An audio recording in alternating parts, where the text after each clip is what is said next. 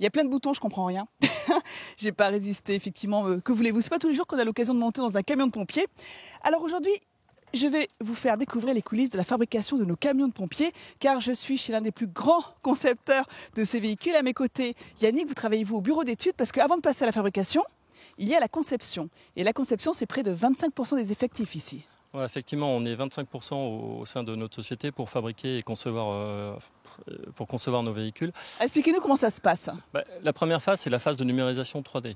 En fait, on va concevoir sur nos ordinateurs tout l'équipement anti-incendie. Donc on va les récupérer d'une part le châssis et d'autre part, progressivement, on va concevoir tout ce qui est équipement anti-incendie, c'est-à-dire la citerne, le faux châssis, les carrosseries, et aménager nos composants, installer les pompes, le bloc hydraulique, etc. Donc on doit pouvoir le visualiser entièrement en 3 dimensions pour le présenter au client avant de les fabriquer. Exactement, on le fait valider dans un premier temps par le client et une fois qu'on a son accord, on lance nous derrière la fabrication. Donc à partir des 3D, on fabrique des plans et nos plans sont envoyés soit en interne pour la fabrication, soit auprès de nos différents fournisseurs de manière à ce qu'on puisse fabriquer à l'extérieur certaines pièces.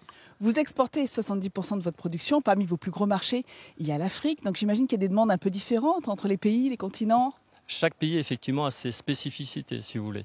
En Afrique, on va surtout faire attention à la maintenance des véhicules. Donc, peut-être avec des moyens un petit peu plus diminués, un peu plus sommaires, ces pays-là vont nous demander d'avoir des équipements les plus simples possibles, les plus fiables possibles, bien évidemment. Donc, il y a des spécificités. Et les pays de grand froid, par exemple, par comparaison aux pays très chauds? Alors, il y a aussi des différences par rapport à d'autres pays. Sur les pays grand froid, vous imaginez bien que sur un véhicule qui contient de l'eau, on va faire très attention à rajouter des réchauffeurs au niveau de la citerne, par exemple. C'est un exemple parmi tant d'autres. Donc effectivement, on a des spécificités à chacun de nos marchés, à chacun de ces pays, à chacun de nos clients. Donc il y a la fabrication, mais il y a aussi la rénovation. Regardez, venez avec moi. Vous avez également les véhicules militaires, car ici on les rénove pour l'armée. Alors ce que je vous propose moi tout à l'heure, c'est de voir comment est-ce qu'on les fabrique, ces camions, et surtout comment est-ce qu'on fabrique la fameuse pompe à eau, dans le canon à eau, qui fait partie des spécificités de la maison, et on va même le tester. À tout à l'heure. Non, je ne suis pas perdue, Vincent. Je ne te cache pas, je suis comme une enfant. C'est quand même impressionnant cet endroit. Regarde, autour de moi, tu as près de 2000 mètres carrés d'atelier pour fabriquer nos camions. Là, celui-ci, vous avez vu comme il est immense à côté de moi. Alors, il faut savoir que dans cet atelier, on fabrique en moyenne 400 camions par an. Ça veut dire plus d'un par jour. Après, ça dépend de la complexité du camion. Il faut compter entre 2 mois jusqu'à 8 mois. C'est choisi, par exemple, d'un camion aéroportuaire. Regardez juste à côté de nous. Vous avez vu, ils sont en train de faire des tests avec la fameuse pompe. Alors cette pompe, on va en parler justement avec Mickaël, qui est directeur de production ici. Bonjour Mickaël. Bonjour. Alors on vient de voir la pompe en action qui va sûrement être testée tout à l'heure. Oui. Ça, c'est vraiment la marque de fabrique de la maison. Voilà, c'est ça. Donc en fait, nous, notre objectif, c'est évidemment de répondre à des cahiers des charges et en fait de vérifier ici sur cette zone d'essai qu'on arrive aux performances demandées par le client. Les performances sont notamment des performances de débit, de pression et de portée pour le canon.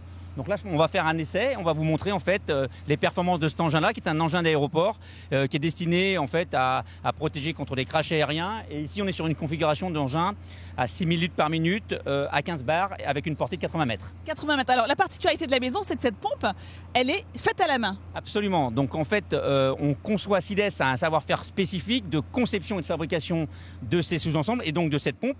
Et on a besoin de le faire effectivement avec des spécialistes, parce que c'est ce qui va faire la performance de l'engin.